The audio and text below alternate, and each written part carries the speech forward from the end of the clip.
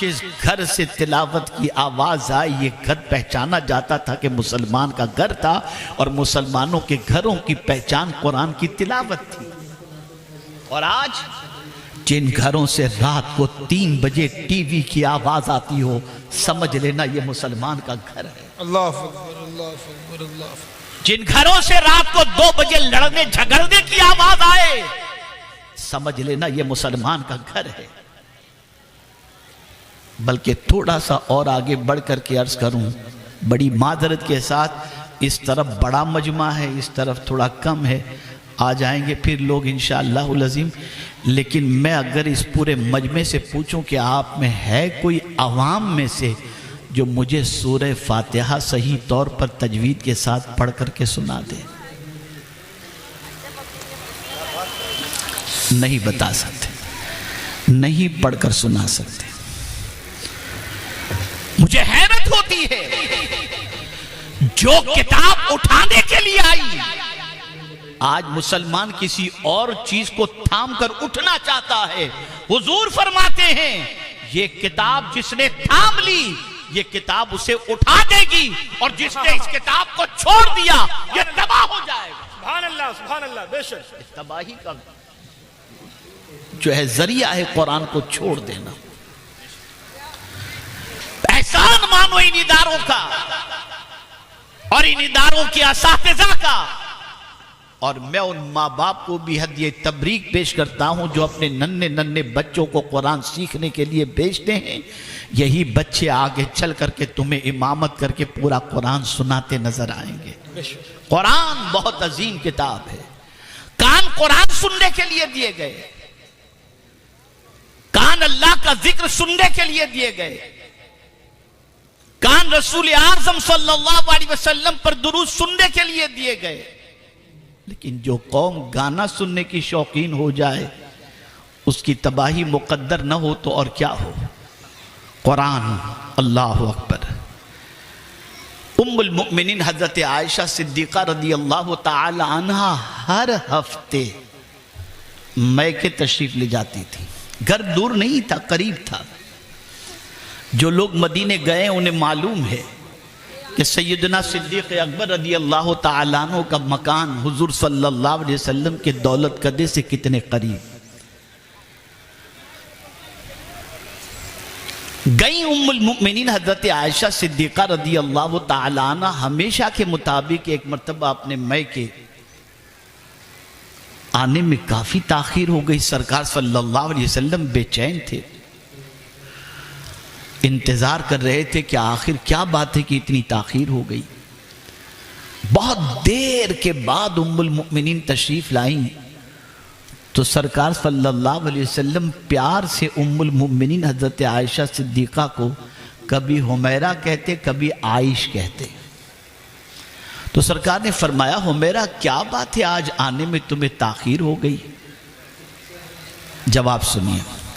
عرض کرتی ہیں سرکار، میں نکلی تو تھی گھر سے بالکل ٹائم پر، لیکن جب مسجد نبوی کے قریب سے گزری تو مسجد نبوی سے قرآن کی تلاوت کی ایسی آواز کوئی پڑھنے والے کی میرے کان سے ٹکرائی کہ میرے پیر وہیں جم گئے۔ اللہ اللہ، میرے پیر وہیں جم گئے اور پھر میں ہل نہ سکی وہاں سے، میں قرآن سننے میں مو ہو گئی۔ سبحان اللہ، سبحان اور وقت کتنا گزر گیا مجھے پتہ نہیں چلا، تو آنے میں اس وجہ سے مجھے تاخیر ہوئی۔ تو سرکار صلی اللہ علیہ وسلم نے فرمایا، حمیرہ یہ تو بتاؤ یہ کون پڑھ رہا تھا؟ کہا حضور مجھے نہیں معلوم کون پڑھ رہے تھے، لیکن بہت اچھا قرآن پڑھ رہے تھے۔ سرکار نے پتہ لگایا تو پتہ چلا حضرت سالم قرآن پڑھ رہے تھے۔ سبحان اللہ، سبحان اللہ۔ وہ عورتیں تھیں جو قرآن سنتی تھی تو سب کچھ بھول جاتی تھی، سبحان اللہ۔ اور آج کی عورتیں بچہ رو رہا ہے تو سیریل کی وجہ سے سب بھول جاتی ہیں۔ اللہ اکبر، اللہ اکبر۔ کیا حال ہو گیا؟ فلاں یہ کر رہا ہے، فلاں مار رہا ہے، فلاں تباہ کر رہا ہے، ہم کیا کر رہے ہیں؟ ہم خود اپنے آپ کو تباہ کر رہے ہیں۔ ہمارا ضمیر، ہمارا دل مردہ ہو چکا ہے۔ جس دل کے اوپر قرآن کی تلاوت کا اثر نہ ہو اس سے زیادہ مردہ دل اور کون سا ہو سکتا ہے؟ قرآن بہت عظیم کتاب ہے. یہی قرآن سن کر کے جنوں کو اسلام کی دولت نصیب ہوئی. اسی قرآن کو سن کر کے بہت ساروں کو ایمان کی دولت نصیب ہوئی. اور یہ بھی سن لے ایک تاریخی بات، ماشاءاللہ ہمارے حاجی صاحب بیٹھے ہوئے پڑھے لکھے خاندان سے تعلق رکھتے ہیں، اور بھی آپ میں بہت سارے پڑھے لکھے ہوں گے. آرٹیفیشل انٹیلیجنس کا دور چل رہا ہے، آگے کیا ہوگا کیسا ہوگا سب اپنی جگہ پر. لیکن جانتے ہیں آپ چیٹ جی پی ٹی، اس سے آپ سوال پوچھو، آپ کوئی بھی دینی مسئلہ بھی پوچھو گے چیٹ جی پی ٹی سے پٹک سے آپ کو جواب آ جائے گا. یہ آن دا اسپوٹ، ایک ہی منٹ کے ادھر آپ نے ٹائپ کیا ادھر جواب آ گیا. کسی سے پوچھیں، کسی سے کہیں کہ چیٹ جی پی ٹی سے یہ سوال کیا جائے کہ کیا قرآن جیسی کوئی ایک دوسری آیت یا کوئی سورت بھی کہیں ہے، تو چیٹ جی پی ٹی جواب دے گا نہ اس کے جیسی کوئی صورت ہے اور نہ قیامت تک کوئی بنا سکتا ہے. سبحان اللہ سبحان اللہ سبحان یہ ہے قرآن، سبحان اللہ. جس کو ہم نے گھر میں رکھنا تو پسند کیا، فائدہ اٹھانا پسند نہیں. اللہ اکبر اللہ اکبر. یہ ہے قرآن. یہی قرآن ہے جسے سن کر آنکھوں سے آنسو نکل جاتے، اور قرآن سن کر رونا یہ بھی مصطفیٰ جان رحمت صلی اللہ علیہ وسلم کی سنت مبارکہ ہے. حضرت عبداللہ ابن مسعود رضی اللہ تعالیٰ عنہ قرآن کے حوالے سے کہتے ہیں کہ آقا کریم صلی اللہ علیہ وسلم نے مجھ سے فرمایا عبداللہ مجھے قرآن سناؤ. تو حضرت عبداللہ ابن مسعود رضی اللہ تعالیٰ عنہ عرض کرتے ہیں سرکار قرآن تو آپ پر نازل ہوا، میں آپ کو قرآن سناؤں؟ تو میرے آقا صلی اللہ علیہ وسلم نے فرمایا دوسرے سے قرآن سننا بھی مجھے اچھا لگتا ہے. اور پھر حضرت عبداللہ ابن مسعود رضی اللہ تعالیٰ عنہ نے قرآن پڑھا، اور جب اس آیت پر پہنچے فَكَيْفَ إِذَا جِئْنَا مِن كُلِّ أُمَّةٍ، جب یہاں تک پہنچے اور نگاہ اٹھا کر دیکھا تو مصطفیٰ جان رحمت صلی اللہ علیہ وسلم کی آنکھوں سے آنسو جاری تھے. گانے سن کر روتے ہو، غزلیں سن کر روتے ہو، سیریلوں کے ایموشنل سین دیکھ کر کے روتے ہو، کبھی قرآن سن کر کے بھی رونا آیا؟ کبھی قرآن سن کر کے بھی آنکھوں میں آنسو؟ اس لیے کہ ہمارا کیا تعلق قرآن سے، ہمارا کیا ربط ہے قرآن سے. اس کتاب کو ہم نے اس طریقے سے بلندی پر رکھ دیا کہ غلطی سے بھی ہمارا ہاتھ وہاں نہ پہنچے، لیکن ریموٹ اتنے قریب رکھا کہ جاتے ہی ہاتھ پہنچ جائے اور فوراً ہم اس کو بٹن دبا کر کے دیکھنا شروع کر دیں. یہ قرآن ہمارے خلاف گواہی دے گا. یہ قرآن اللہ کی بارگاہ کے اندر شکایت کر رہا ہے کہ اللہ اس نے مجھے اپنی تلاوت سے محروم رکھا، اس کے گھر کو تو اپنی برکتوں سے محروم رکھ دینا. اللہ اللہ.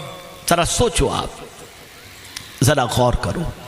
تو یہ کان اللہ نے عطا فرمائے قرآن سننے کے لیے، اذان سننے کے لیے. اللہ اکبر اللہ اکبر. قربان جائیے امام عشق و محبت کی عظمت پر.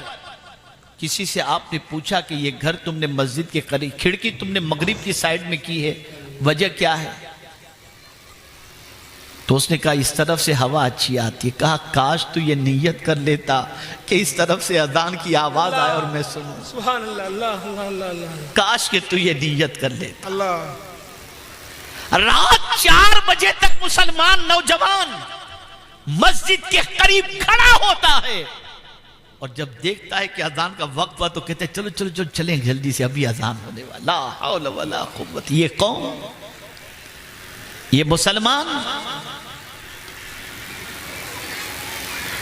جس مسلمان کی کیفیت یہ ہو جائے، اس مسلمان کے لیے قرار ختم ہو جاتا ہے، دل کا سکون اور چین ختم ہو جاتا ہے. صرف تحدیث نعمت کی خاطر بولتا ہوں، میری کوئی بڑائی نہیں، ساری بڑائی میرے پروردگار کی.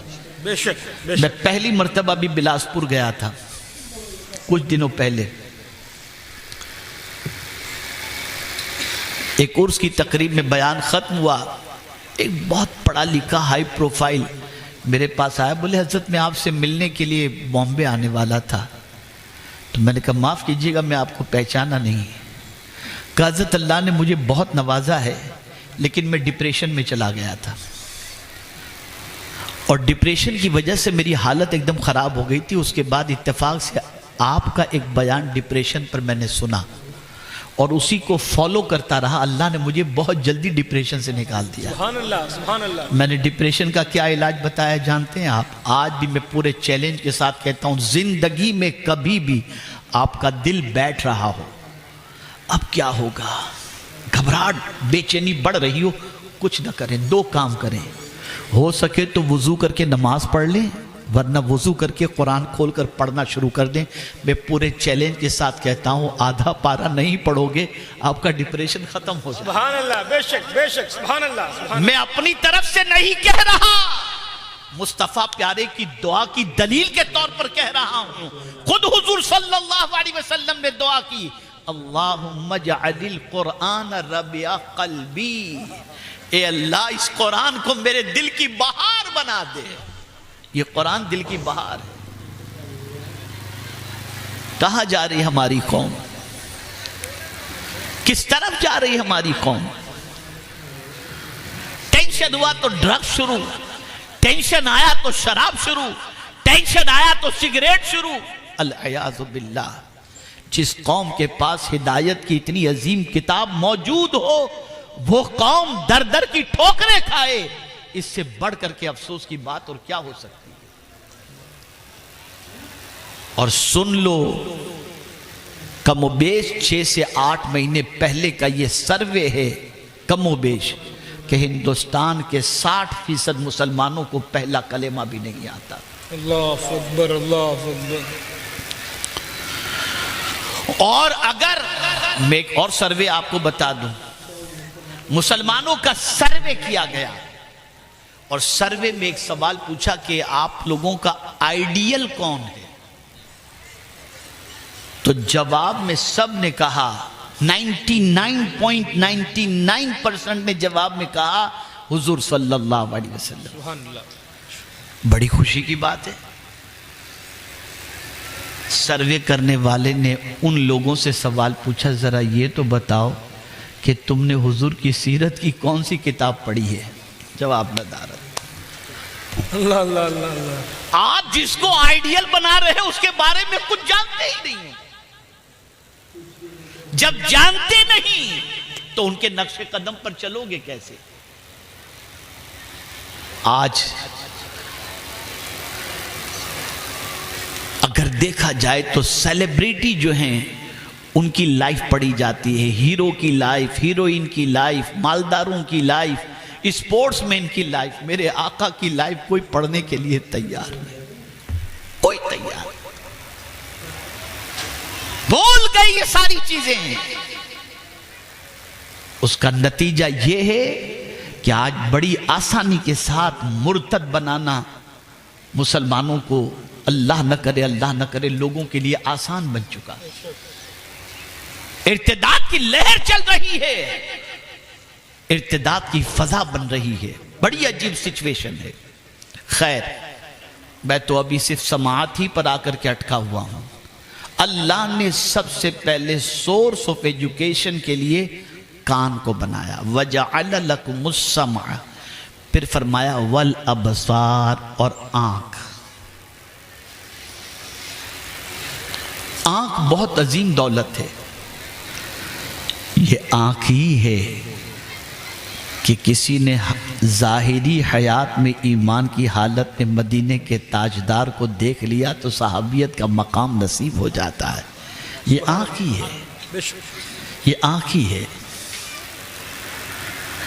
اس آنکھ سے قرآن کو دیکھنا عبادت، اس آنکھ سے ماں باپ کو شفقت و محبت و عزت سے دیکھنا حج مبرور کا ثواب، اور اس آنکھ سے قرآن کو کعبہ کو دیکھنا عبادت، اور اس آنکھ سے علماء باعمل کے چہرے کی زیارت عبادت، ان آنکھوں سے آب زمزم میں دیکھنا عبادت۔ یہ آنکھیں ان چیزوں کو دیکھنے کے لیے ہیں۔ کیا دیکھ رہا ہے آج کا مسلمان؟ کیا دیکھ رہا ہے؟ آج نگاہوں کا تقدس اور نگاہوں کی پاکیزگی ختم ہو چکی. میں تو ایسے بہت ساروں کے بارے میں کہہ سکتا ہوں جن کی زندگی میں نمازوں کا اثر بھی نظر نہیں آتا اور نماز پڑھ کر کے بھی وہ بے چین نظر آتے ہیں. تو ایسوں کے لیے مولا علی کا ایک قول پیش کر دوں.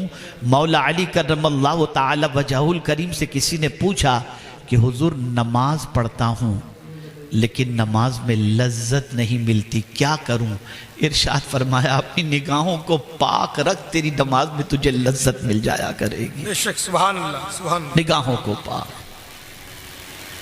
ڈاکٹر اقبال نے کہا زبان سے کہہ دیا لا الہ تو کیا حاصل، دل و نگاہ مسلمان نہیں تو کچھ بھی نہیں. سبحان اللہ سبحان اللہ سبحان اللہ. پہلے دل کو مسلمان کرو، نگاہ کو مسلمان کرو. کیسے مسلمان ہوگی نگاہ؟ تو قرآن نے قل للمؤمنین یغضوا من ابصارہم، میرے محبوب مومنوں سے کہہ دو کہ اپنی نگاہوں کو نیچی رکھیں. یہاں تو اللہ خیر فرمائے، اللہ خیر فرمائے. نگاہیں کیا دیکھتی ہیں، کہاں دیکھتی ہیں، اللہ خیر فرمائے. نگاہوں کی حفاظت کرو، نگاہوں کے تقدس کو پامال نہ کرو. اگر صرف نعت کے اشعار کی شکل میں نگاہ کے مقصد اور آنکھ کے مقصد کو بیان کر دوں تو آپ کا ایمان بھی تازہ ہوگا. اور کاش آج اس جلسے میں حاضر ہونے والا ہر مسلمان، چاہے وہ مرد ہو یا خاتون خواتین ہوں، ہر ایک اگر اس چیز کو اپنی زندگی کا مقصد بنا لے اور نگاہ کا مقصد بنا لے تو میں سمجھتا ہوں کہ دنیا بھی سنور جائے گی اور آخرت بھی سنور جائے گی. کیا ہے نگاہوں کا مقصد؟ کیا ہے آنکھوں کا مقصد؟ آؤ چلتے ہیں بریلی، پوچھتے ہیں حضور مفتی اعظم ہند علیہ الرحمہ. سبحان اللہ سبحان اللہ. تو کہتے ہیں کچھ ایسا کر دے میرے کردگار آنکھوں میں، ہمیشہ نقش رہے روئے یار آنکھوں میں. انہیں نہ دیکھا تو کس کام کی ہیں یہ آنکھیں، اللہ. انہیں نہ دیکھا تو کس کام کی ہیں یہ آنکھیں کہ دیکھنے کی ہے ساری بہار آنکھوں میں. یہ آنکھیں مدینے کے تاجدار کو دیکھنے کے لیے. آپ کو میں بتاؤں کہ حضور کے دیدار کی عظمت کیا ہے. آپ نے کبھی سوچا ایک فاسق، فاجر، بے نمازی مسلمان بھی مر جائے اور اس کا جنازہ جب نکلے تو دوسرے مسلمان کو حکم ہے کہ بیٹھا ہو تو کھڑا ہو جائے؟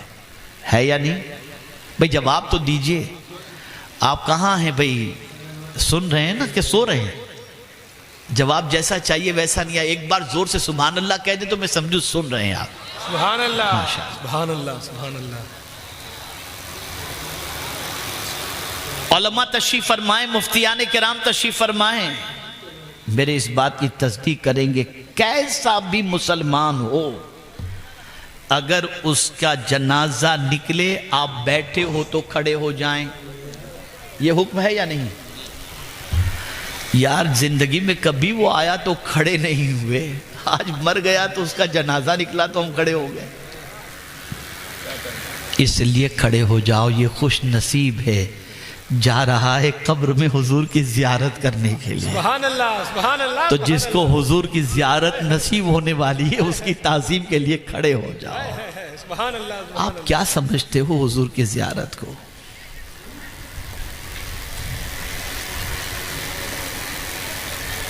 بہت سارے اولیاء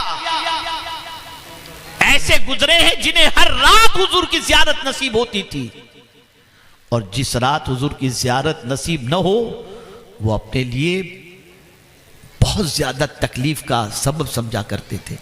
یہاں پر ایک بات بتاؤں، یہ وقت پوری دنیا میں مسلمانوں کے لیے اتنا امتحان کا ہے کہ اس وقت تو حضور سے کنیکشن ہمارا بہت مضبوط ہونا چاہیے. ایک واقعہ آپ کے سامنے عرض کروں. ایک ولی کامل، ایک بزرگ،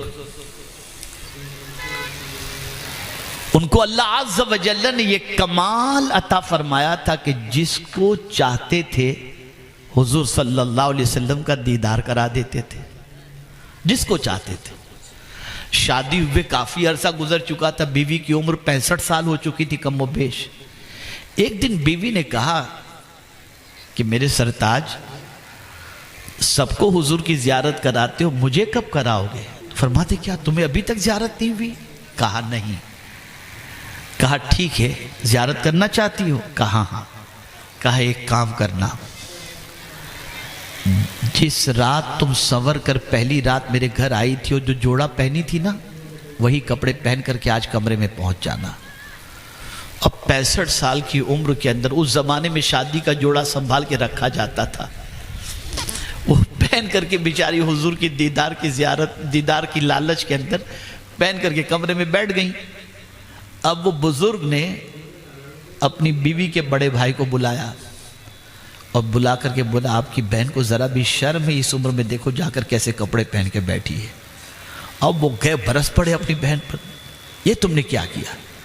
तो वो रोने लगी, इतना रोई, दिल टूट गया रोते रोते कि मैं तो हुजूर के दीदार के लिए मेरे शौहर के कहने पर ये पहनी और मेरे शौहर ने ये क्या कर दिया कि मेरे भाई आए और मुझे इतनी डांट टपट कर दी। दिल टूटा और रोने लगी, रोते रोते आंख लग गई, हुजूर का दीदार नसीब हो गया। सुभान अल्लाह। सुबह हुई तो अपने शौहर से कहती हैं, ये दीदार कराने का कौन सा तरीका है? सीधे सीधे करा देते, इतना सारा प्रोसीजर। जवाब सुनिए, इरशाद फरमाते हैं, मेरी शरीक हयात, हर किसी को हुजूर का दीदार नहीं होता, टूटे हुए दिल वालों को हुजूर का दीदार हुआ करता है। तेरा दिल टूटा नहीं था, मैंने पहले दिल तोड़ने का इंतजाम किया ताकि तेरी पूरी तवज्जो मदीने के ताजदार की तरफ हो जाए। और जब किसी की तवज्जो पूरी मदीने के ताजदार की तरफ हो जाए तो फिर वो ऐसे रहीम हैं कि अपना जलवा दिखा ही देते। सुभान अल्लाह, बेशक सुभान अल्लाह। ये आंख बड़ी कीमती चीज है, बड़ी कीमती चीज है। इन आंखों की कद्र करो, इन आंखों से वो चीजें देखो जिसे देखने का अल्लाह और उसके रसूल ने हुक्म दिया।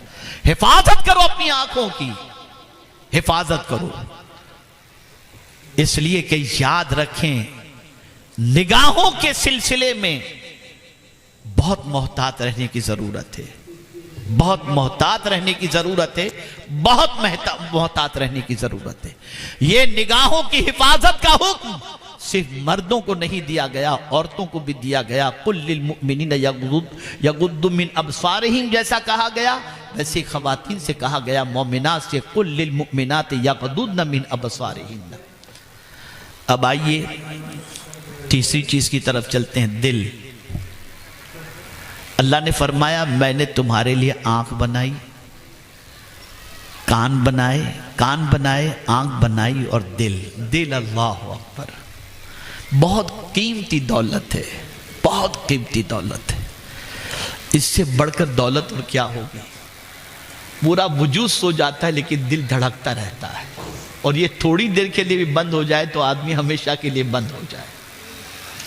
दिल बहुत कीमती चीज है, इतनी कीमती चीज है ये दिल कि अल्लाह अज़्ज़ व जल इतने अच्छे स्ट्रक्चर को नहीं देखता कि ये मेरा बंदा कितना हसीन नजर आता है, कितना खूबसूरत नजर आता है। ना, इन्नल्लाह ला यंजुरु इला सुवरिकुम बल यंजुरु इला कुलुबिकुम, बल्कि वो तुम्हारे दिल को देखता है कि ये दिल तुमने किसको दे रखा है, इस दिल में तुमने किसको बसा के रखा है। ये दिल धड़कता है तो किसकी मोहब्बत में धड़कता है, इस दिल के अंदर याद बसी हुई है तो किसकी बसी हुई है, इस दिल को तुमने किसकी मोहब्बत में जलाए रखा है। अगर आज हम अपने दिल का जायजा लें हम सब, तो हमारा दिल माल के लिए धड़कता है, हमारा दिल जाहो हिशम के लिए धड़कता है, हमारा दिल अगर जायजा लें तो न जाने कितनी गलत मोहब्बतें हमारे दिल में बसेरा कर चुकी हैं। याद रखें, दिल जिस्म का बादशाह है, इसे देना है تو رسولوں کے بادشاہ کو عطا کر دو۔ یہ دل بڑا قیمتی دل ہے، اس دل میں مدینے کے تاجدار صلی اللہ علیہ وسلم کی محبت کو جگہ دینی چاہیے، اور یہ دل دھڑکے تو حضور صلی اللہ علیہ وسلم کی محبت میں۔ وقت تیزی سے گزر رہا ہے، بس ایک شعر اعلیٰ حضرت کا پیش کر کے میں رخصت ہونا چاہوں گا تاکہ یہ سمجھ میں آ سکے یہ دل کا معاملہ کیا ہے۔ اللہ اکبر۔ یاد رکھیں دل کی دو کیفیتیں ہیں، ایک جو ہے قلب کہتے ہیں دل کو، اور فؤاد کہتے ہیں، دونوں میں فرق ہے۔ قلب جو ہے یہ اس دل کو کہتے ہیں جو بدلتا رہتا ہے، اور فؤاد دل ہی کو کہتے ہیں، لیکن دل کی کیفیت کو کہتے ہیں۔ کسی کی محبت میں اگر دل جل رہا ہو تو ایسے دل کو فؤاد کہتے ہیں، ایسے دل کو فؤاد کہتے ہیں۔ اب آپ دیکھیے، آپ کا ہمارا دل مال کے لیے جل رہا ہو نا، مال ملے گا سکون مل جائے گا۔ مدینے کے لیے جانے کے لیے دھڑک رہا ہو، مدینے پہنچ جائیں گے سکون ملے گا۔ تو انسان کا دل جلتا ہے، محبت جب شدت اختیار کر لے تو دل جلنے لگ جاتا ہے، اور اسی جلنے کی کیفیت کو فؤاد کہا جاتا ہے۔ آئیے ہم دیکھتے ہیں امام عشق و محبت کا دل کس چیز میں جلا کرتا تھا۔ تو اعلیٰ حضرت کہتے ہیں دل کرو ٹھنڈا میرا، جل رہا ہے نا تو کہتے ہیں دل کرو ٹھنڈا میرا، وہ کفے پا چاند سا سینے پہ رکھ دو ذرا تم پہ کروڑوں درود۔ میرے سرکار، میرا یہ دل آپ کی محبت میں جل رہا ہے، اگر اس دل پر آپ کا کفے پا بیٹھ جائے گا، کفے پا آپ رکھ دیں گے تو میرے سرکار میرے دل کو قرار مل جائے گا۔ لیکن ہمارا دل نہ جانے کن کن چیزوں کی محبت میں جل رہا ہے۔ اے رسول اعظم صلی اللہ علیہ وسلم کے دیوانوں، اب آئیے، اللہ نے فرمایا وَاللَّهُ أَخْرَجَكُم مِّن بُطُونِ أُمَّهَاتِكُمْ لَا تَعْلَمُونَ شَيْئًا وَجَعَلَ لَكُمُ السَّمْعَ وَالْأَبْصَارَ وَالْأَفْئِدَةَ قَلِيلًا مَا تَشْكُرُونَ۔ جس طریقے سے یہ تینوں چیزوں کی ترتیب رکھی، سماعت، بصارت اور افئدہ، اب سوال کے بارے میں بھی اللہ نے فرمایا ان السمع والبصر والفؤاد کل اولئک کان عنہ مسئولا۔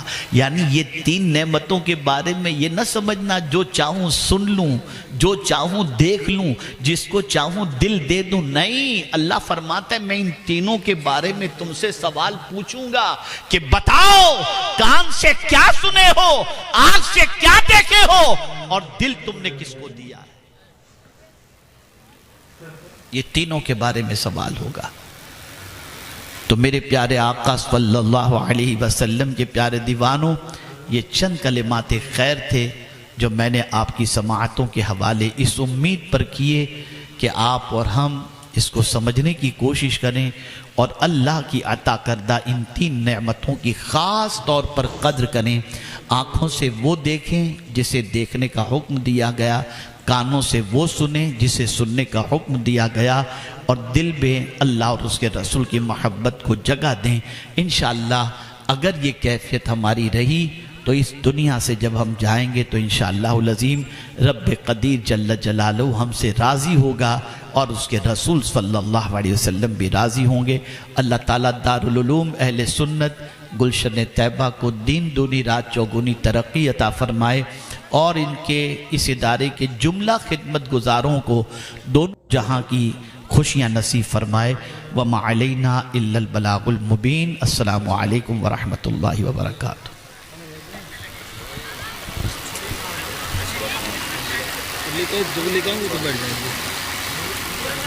جی آپ اپنا جاری رکھیں، میں چلتا ہوں۔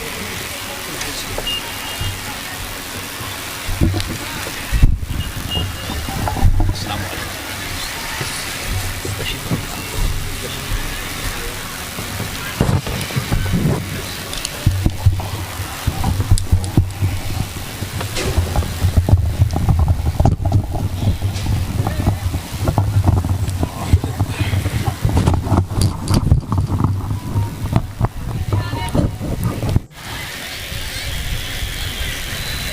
نحمده ونصلي ونسلم على رسوله الكريم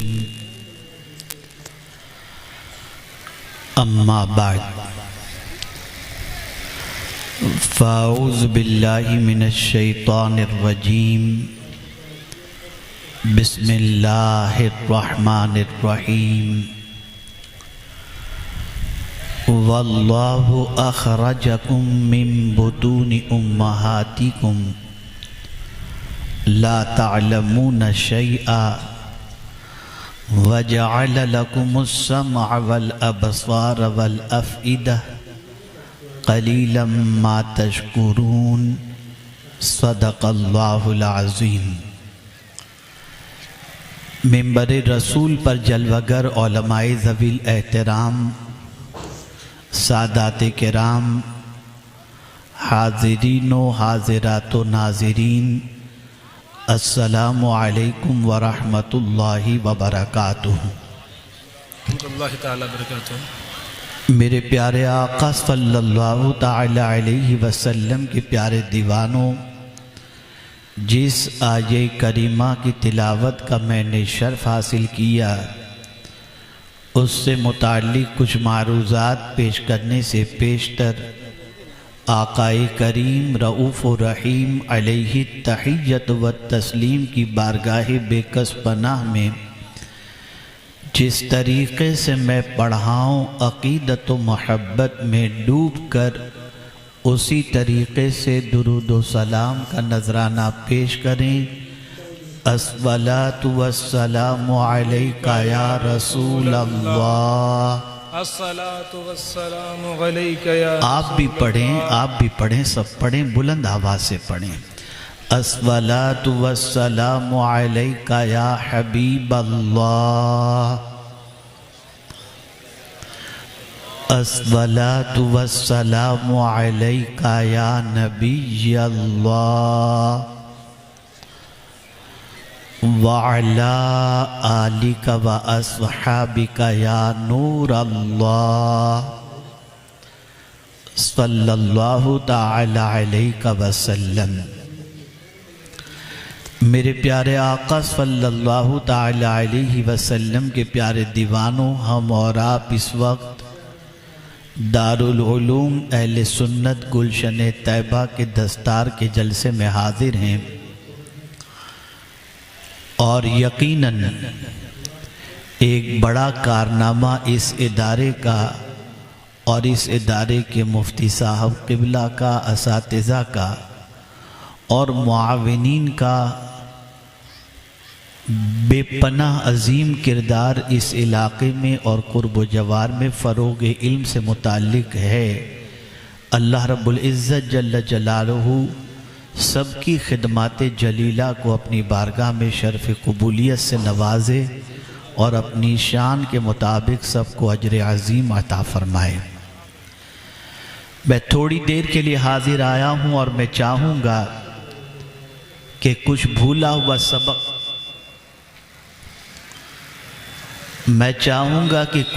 ہوا سبق آپ کو یاد دلاؤں اور رب قدیر جل جلالہ کے احسانات جو ہم انسانوں کے اوپر ہیں، ان احسانات سے روشناس کرانے کے بعد جو پیشانی بارگاہ صمدیت میں جھکنے سے کتراتی ہے، اسے بارگاہ صمدیت میں جھکنے کی طرف آمادہ کیا جا سکے۔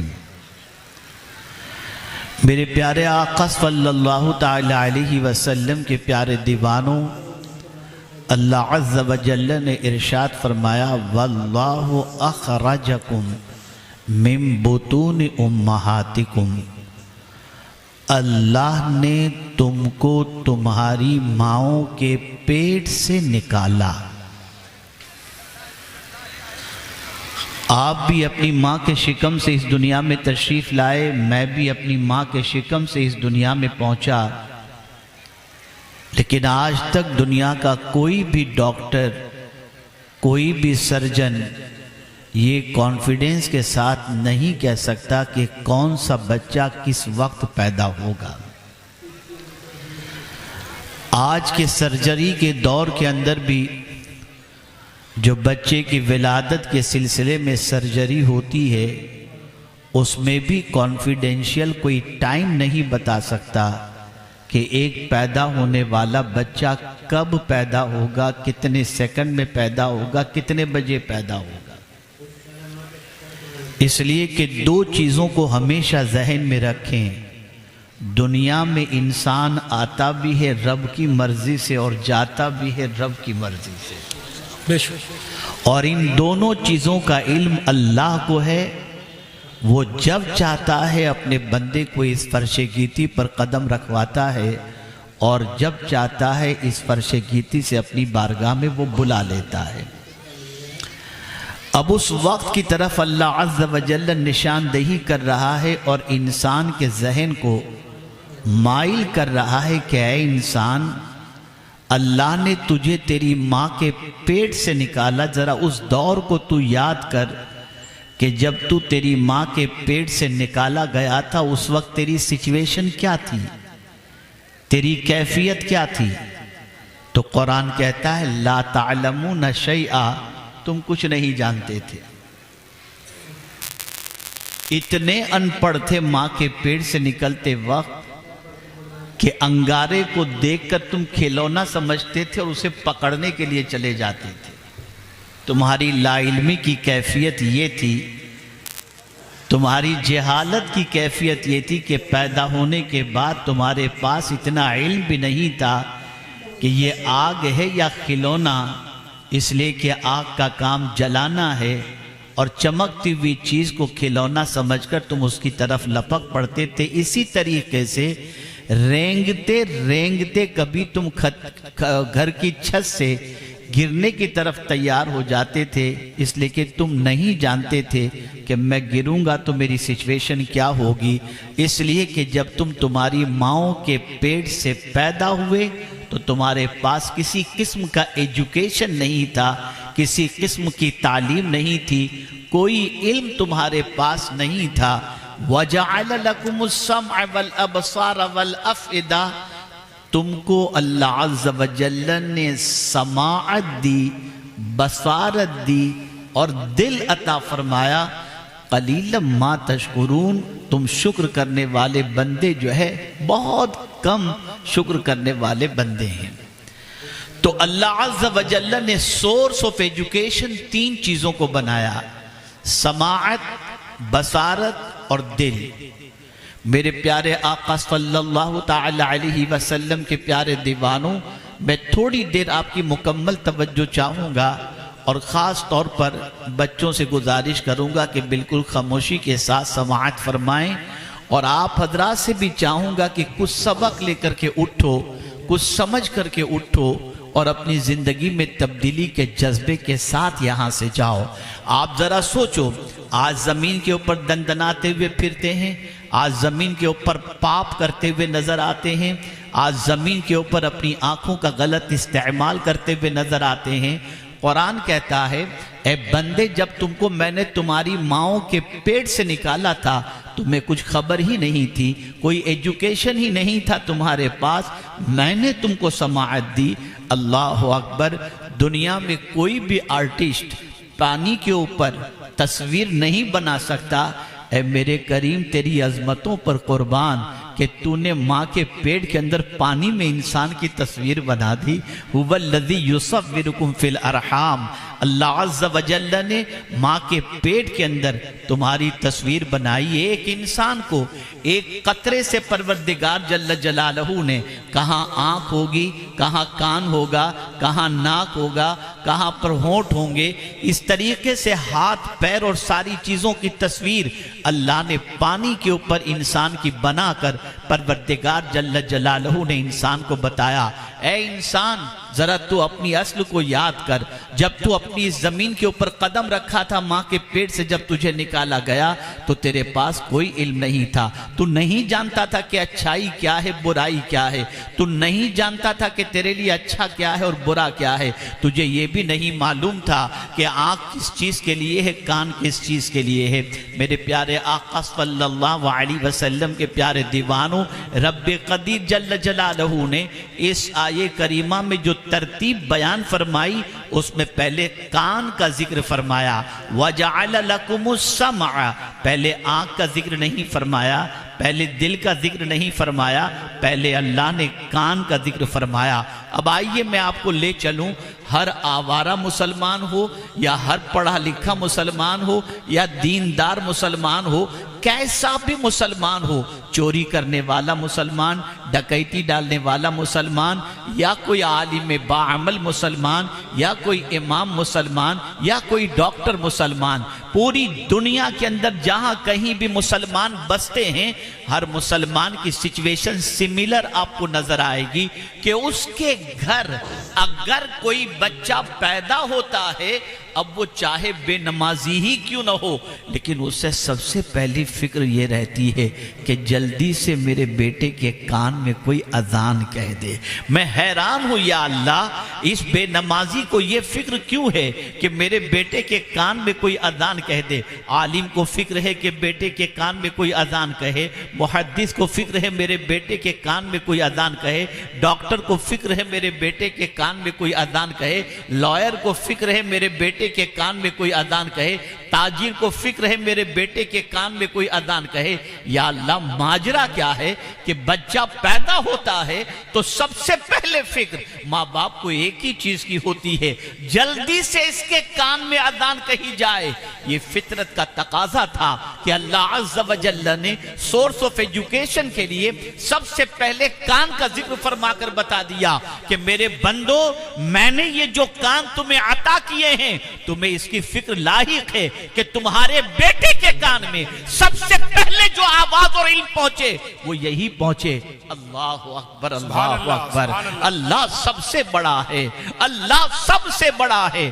میرے پیارے آقا صلی اللہ علیہ وسلم کے پیارے دیوانوں، آپ جانتے ہیں بہت ساروں کو تو یہ خبر بھی نہیں ہوتی کہ بیٹے کی بینائی ہے یا نہیں، بیٹا دیکھ پاتا ہے کہ نہیں دیکھ پاتا۔ کبھی کبھی کچھ مہینے گزر جاتے تب پتہ چلتا ہے کہ بیٹے کی آنکھ میں روشنائی نہیں ہے۔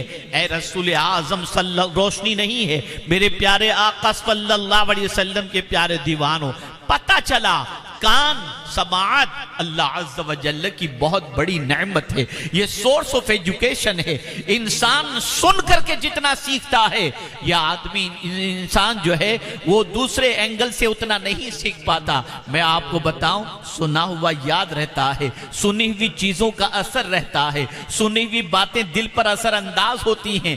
آپ ذرا محسوس کریں، کسی کی تعریف کرو تو اس کے دل پر اثر ہوتا ہے، کسی کو گالی دو تو اس کے دل پر اثر ہوتا ہے۔ سماعت بہت بڑی چیز ہے۔ میرے پیارے آقا صلی اللہ علیہ وسلم کے پیارے دیوانوں، پہلا سبق ہم بھول گئے جو ماں کے پیٹ سے نکلتے وقت ہمارے کانوں میں جو آواز پہلی پہنچائی گئی تھی، اللہ اکبر، اللہ اکبر، اللہ سب سے بڑا ہے، اللہ سب سے بڑا ہے، ہم وہ سبق بھول گئے۔ اس اللہ کی کبریائی کا تصور ذہن سے اوجھل ہو گیا، ہمارے کان میں پڑے ہوئے وہ الفاظ ہم فراموش کر چکے۔ میرے پیارے آقا صلی اللہ تعالی علیہ وسلم کے پیارے دیوانوں، جب کسی کے دل و دماغ کے اندر وہ اللہ کی کبریائی کا تصور بیٹھ جائے تو پھر وہ زمین پر غرور نہیں کرتا، وہ زمین پر اکڑ کر نہیں چلتا، وہ اللہ کی نافرمانیاں نہیں کرتا۔ میرے پیارے آقا صلی اللہ علیہ وسلم کے پیارے دیوانوں، اس لیے علم کی جو خصوصیت قرآن نے بیان کی وہ یہی ہے، انما یخشی اللہ من عبادہ العلماء۔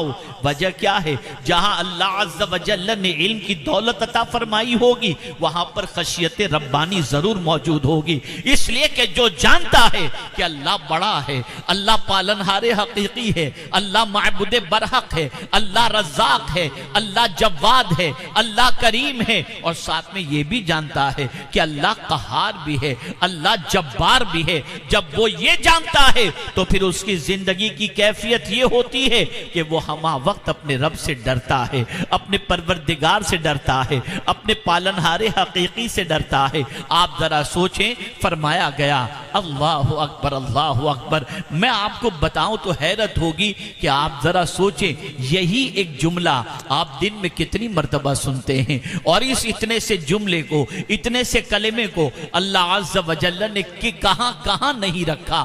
اذان میں یہ کلمہ، نماز کے اندر تکرار اس کی نظر آئے گی۔ اسی طریقے سے آپ دیکھیں، اس کو پروردگار جل جلالہ نے نماز جنازہ میں بھی رکھا، اسی کو پروردگار جل جلالہ نے عیدین کی نماز کے اندر بھی کثرت کے ساتھ رکھا، تاکہ بندے کے ذہن میں یہ بات ہمیشہ کے لیے بیٹھ جائے، اللہ سب سے بڑا ہے، اللہ سب سے بڑا ہے، اللہ سب سے بڑا ہے۔ دنیا میں کوئی سپر پاور ہے ہی نہیں، سپر پاور ہے تو میرا پروردگار ہے، وہی سب سے بڑا ہے، وہی سب سے قوت والا ہے۔ میرے پیارے آقا صلی اللہ علیہ وسلم کے پیارے دیوانوں، اس کی کبریائی کی شان بڑی عظیم ہے۔ پروردگار صرف بڑا ہی نہیں، اس کا ذکر بھی بڑا ہے۔ قرآن کہتا ہے وَلَذِكْرُ اللَّهِ أَكْبَرُ، اللہ کا ذکر سب سے بڑا ہے۔ آپ ذرا سوچو، ہمارے کانوں میں یہ بات تو پہنچائی گئی، لیکن آج ہم وہ علم بھول گئے۔ آج ہماری پوزیشن کیا ہے؟ جس اللہ کی کبریائی کو ہمارے کانوں میں پہنچایا گیا، ہم اس اللہ کی بات ماننے کی بجائے جو ہمیں نفس لے جاتا ہے، جہاں شیطان لے جاتا ہے، ہم اس کی بات مانتے ہوئے نظر آتے ہیں۔ ہم بھول گئے، کبھی کبھی ذہن میں خیال آتا ہے نفس کی بات مانیں گے تو فائدہ ہوگا، شیطان کے راستے پر چلیں گے تو فائدہ ہوگا، اور انہی کی باتوں پر عمل کرتے ہوئے نفس و شیطان کی شرارتوں کے شکار ہو کر ہم بھول جاتے ہیں کہ اللہ نے نفس و شیطان کی بات ماننے سے منع فرمایا۔ قرآن کہتا ہے اگر تم شیطان کی بات مانو گے تو شیطان کیا حکم دیتا ہے؟ الشیطان یعدکم الفقر ویأمرکم بالفحشاء۔ آج اگر پوری دنیا میں فحاشی پھیل رہی ہے، بے حیائیاں پھیل رہی ہیں، تو اس کی سب سے بڑی وجہ یہ ہے کہ آج کا انسان شیطان کی آواز پر تو لبیک کہتا ہے، قدرت کی آواز پر لبیک کہنے کو تیار نہیں ہے۔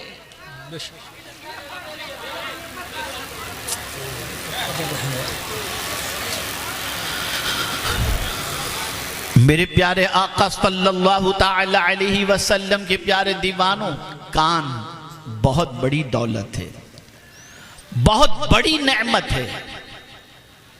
میرے پیارے آقا صلی اللہ تعالی علیہ وسلم کے پیارے دیوانوں، انسان ہی نہیں، جن کے اوپر بھی کلمات کے سننے کا اثر ہوتا ہے۔ کیا قرآن نہیں کہتا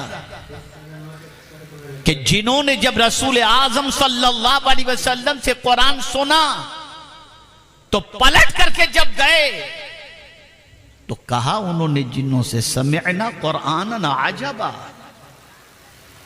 ہم نے ایک عجیب قرآن سنا ہے، اور یہی قرآن سننا ان کے لیے ایمان لانے کا ذریعہ بن گیا۔ واہ، بے شک، یہ کان قرآن سننے کے لیے ہیں۔ بے شک۔ اور آج اگر پوری دنیا میں گانے اور میوزک کو عام کیا جا رہا ہے تو وہی دور جاہلیت کی سسٹم کو رائج کیا جا رہا ہے، اسے پھر سے زندہ کیا جا رہا ہے کہ کہیں سے بھی کسی طرح سے بھی اب کسی کے کان میں قرآن کی آواز نہ پہنچے۔ اتنا میوزک عام کر دو، اتنے گانے عام کر دو کہ لوگ اس کے اندر مست ہو جائیں اور نفاق ان کے دل کے اندر پیدا ہو جائے۔ اس دور کے اندر کیا تھا؟ اس دور کے اندر یہی تھا کہ جب صحابہ قرآن پڑھتے تو قرآن کہتا ہے وَقَالَ الَّذِينَ كَفَرُوا لَا تَسْمَعُوا لِهَذَا الْقُرْآنِ، اس موقع پر کافر کہا کرتے تھے قرآن مت سنو، اور جب قرآن پڑھا جائے وَالْغَوْ فِيهِ لَعَلَّكُمْ تَغْلِبُونَ، آپ اندازہ لگائیے جب قرآن کی تلاوت اس زمانے میں ہوتی تو کفار شور مچاتے تھے تاکہ قرآن کی آواز انسان کے دماغ کے اندر، انسان کے کانوں میں نہ پہنچے۔ میں آپ سے پوچھنا چاہتا ہوں بڑی معذرت کے ساتھ، کیا کفار اپنے مقصد میں کامیاب اس زمانے میں جس طریقے سے کسی حد تک ہوئے تھے؟ 100% تو نہیں ہوئے تھے، لیکن آج ہو چکے ہیں۔ آج تو حال یہ ہے جو قرآن سکون دینے کے لیے آیا، اسی قرآن کو سن کر مسلمان بے چین ہو رہا ہے۔ اللہ اللہ، جس قرآن کو سن کر انسان کی زندگی میں انقلاب آنا چاہیے، اسی قرآن کا سننا مسلمانوں پر اب معاذ اللہ بوجھ بن گیا. اللہ اکبر. بلکہ میں قطعی طور پر کسی کی کرٹیسائز نہیں کرتا ہوں، سارے نعت خواں، سارے نقیب میرے سر اور آنکھوں پر، لیکن قاری کا مقام تو قاری کا مقام ہے. بے شک سبحان اللہ. قرآن پڑھنے والے کا وہی بہت اونچا مقام ہے. بے شک. لیکن ہم دیکھتے ہیں جب قاری قرآن پڑھے تو کرسیاں خالی ہوتی ہیں، اور نعت خواں اردو میں نعت پڑھے تو کرسیاں جم جایا کرتی ہیں. کیا شوق ہو چکا ہمارا، اللہ. کیا کیفیت ہو چکی ہماری، کیا حال ہو چکا ہے ہمارا. نعت مصطفیٰ صلی اللہ علیہ وسلم قرآن سے بہتر کون بیان کر سکتا ہے؟ بے شک. قرآن ہے کیا؟ نعت پاک مصطفیٰ صلی اللہ علیہ وسلم ہی تو ہے. اسی لیے میرے امام نے کہا تو یوں ہی نہیں کہا، بلکہ کہتے ہیں قرآن سے میں نے نعت گوئی سیکھی. سبحان اللہ سبحان اللہ. بے شک. میرے امام کہہ رہے ہیں، سبحان اللہ سبحان اللہ. یہ میرے امام کہہ رہے ہیں. لیکن اب یہ قرآن سننے کا شوق ختم ہو چکا. ایک دور تھا کہ قرآن